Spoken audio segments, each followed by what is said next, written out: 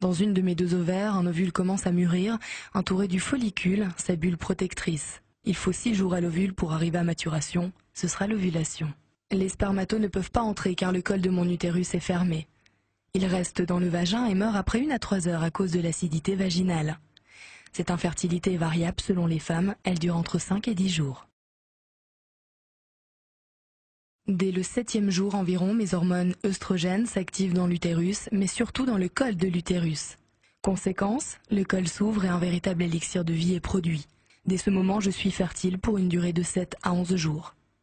Je le remarque par l'écoulement des pertes, qui ne sont rien d'autre que l'élixir de vie.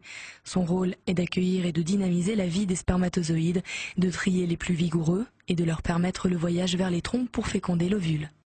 Les spermatos peuvent se nicher jusqu'à 6 jours dans les cavités du col de mon utérus.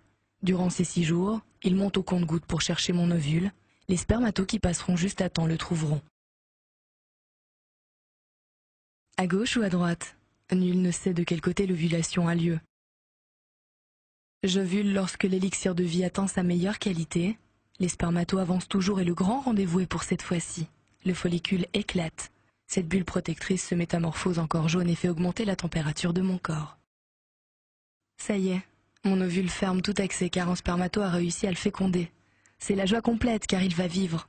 XY donne un garçon et XX une fille. Mon ovule fécondé va s'installer dans l'utérus, une auberge tout confort.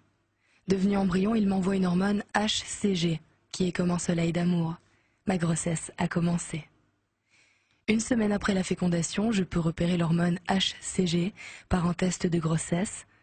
Par ma propre observation, je l'apprends en voyant que la hausse de la température continue et par l'absence des règles.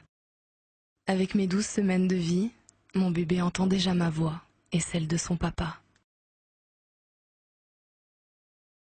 Le lait maternel est la meilleure alimentation